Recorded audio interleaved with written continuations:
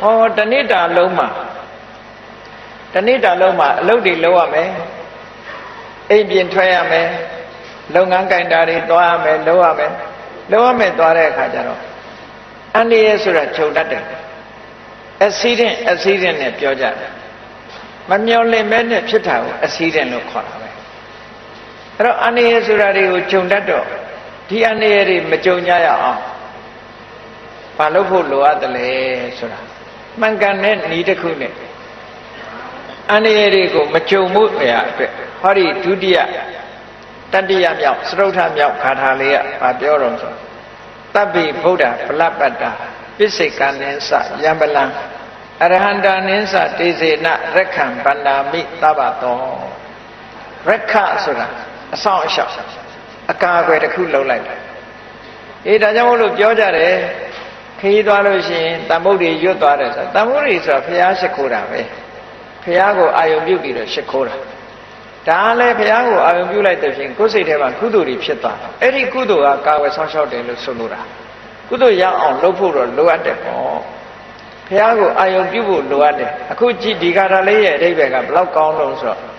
ရက္ခံဗန္ဒာမိသဗ္ဗတောအယက်ခတ်သိမ်းကနေပြီးတော့ကိုယ့်အတွက်အကာအကွယ်ဖြစ်အောင်အဆောင်ရှောက်ကိုလုပ်ပါတယ်တဲ့ဘာနဲ့အဆောင်ရှောက်ကိုလုပ်တာလို့ဆိုတော့တပ္ပိဗုဒ္ဓဗလပ္ပတ္တ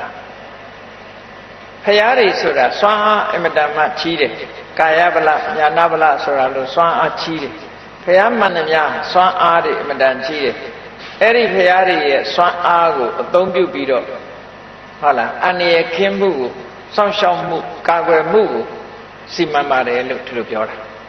ဆိုလိုတာကမြတ်စွာဘုရားရဲ့ဂုဏ်ကိုချီးကျူးလိုက်တာပဲတပ္ပိဗုဒ္ဓဗလပ္ပတ္တဆိုဘုရားရှင်တွေအားလုံးဟာကာယဗလညာနာဗလဆိုတဲ့စွမ်းအားတွေကိုရရှိထားတာဖြစ်ပါတယ်အဲ့ဒီဘုရားရဲ့စွမ်းအားတွေနဲ့ကျွန်ုပ်အကာအကွယ်လုပ်ပါတယ်ဒါလည်းအမြဲတမ်းမှန်ကန်တဲ့ဤစနစ်နဲ့လုပ်တာဖြစ်တယ်ပေါ့နော်ပိစိကနိသယံပလံ